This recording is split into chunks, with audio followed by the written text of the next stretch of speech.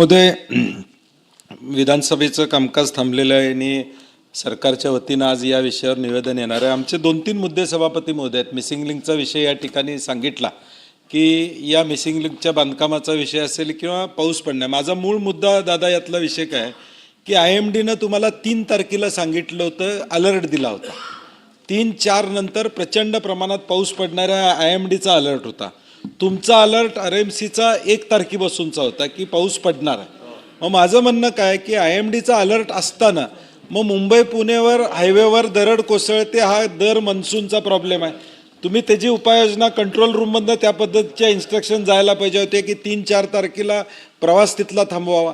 सभापती महोदय, रेल्वे लाईनवर या ठिकाणी दरड कोसळले, आम्ही समजू शकतो JCB तिथं पोचू शकत नाही. हा नॅशनल हायवे आहे, जगातला आपला ड्रीम प्रोजेक्ट म्हणून मुंबई पुणे एक्सप्रेसवे आहे. अशा वेळी तिथं ती व्यवस्था या ठिकाणी नव्हती का? मागच्या वेळी एका टँकरचा ॲक्सिडेंट झाल्यानंतरची आपत्तीतली आपली व्यवस्थापन हे अख्ख्या देशानं त्या ठिकाणी बघितले की एखादा टँकर त्या ठिकाणी ॲक्सिडेंट झाल्यानंतर आम्ही किती अकार्यक्षम आहोत सरकार म्हणून हे अख्ख्या जगानं बघितलं. मग अलर्ट असताना सुद्धा सरकारनं या ठिकाणी पावलं उचलली नाहीत. हा सभापतीमध्ये महत्त्वाचा या ठिकाणी विषय. आणि त्याचबरोबर दुसरा उल्लेख मुंबईचा या ठिकाणी केला. मुंबई महापालिकेनं 80,000च्या वर 80,700 काहीतरी झाडं ही फेलिंग म्हणजे बारीक करायची, छाटणी करायची अशा पद्धतीचं नियोजन केलं. त्यातलं 94% झालं असं मुंबई महापालिका म्हणते. राहिलेले 4,000 झाडांच्यावर त्यांनी कारवाई केली नाही म्हणतं. परंतु त्या 4,000 झाडं पडलीत का याचाही माहिती या ठिकाणी मिळणं गरजेचं आहे. चेंबूरमध्ये जे झाड पडलं आणि एक व्यक्तीचा मृत्यू झाला, त्याचा BMCनं गार्डन डिपार्टमेंटनं रोड डिपार्टमेंटला लेखी कळवलं होतं. हे झाड 12 मेला व्यवस्थित आहे असं सांगितलं आणि 25 मेला त्याच्याबद्दलची कारवाई त्या ठिकाणी केली. परंतु रोड डिपार्टमेंटला लेखी कळवलं होतं गार्डन डिपार्टमेंट BMCनं की या बाबतीत कन्स्ट्रक्शनमुळं हा विषय या ठिकाणी होऊ शकतो. मग सभापती महोदय, जीव गेल्यावर आम्ही या ठिकाणी चर्चा करतो, त्याच्याबद्दल या ठिकाणी संवेदना व्यक्त करतो. परंतु ज्या घटना टाळू शकत होत्या त्या BMCनं टाळल्या का? एकूण आकडेवारी दर मग चालू होतं. मागच्या वेळी देखील मनसूनला एवढी झाडं पडली होती, ह्यावेळी देखील एवढी पडली. आता मागच्या वेळी खड्डा पडला म्हणून पुढच्या वेळी मागच्या वर्षी 5 खड्डे पडले म्हणून यावर्षी 2 पडले म्हणून पाठ थोपटून सरकार घेणार असेल तर काय आमचं म्हणणं नाही त्याला.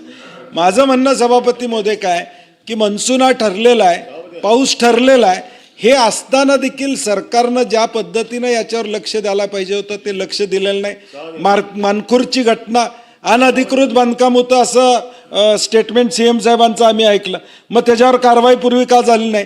जे अनसेफ स्ट्रक्चर आहेत साहेब, सभापती महोदय, उद्या निवेदन देताना BMCनं या ठिकाणी केलेला सर्वे आपण मान्सूनच्या आधी सर्वे करतो की धोकादायक इमारती कुठल्या आहेत त्याची यादी आपल्या प्रत्येक वॉर्ड ऑफिसला असते.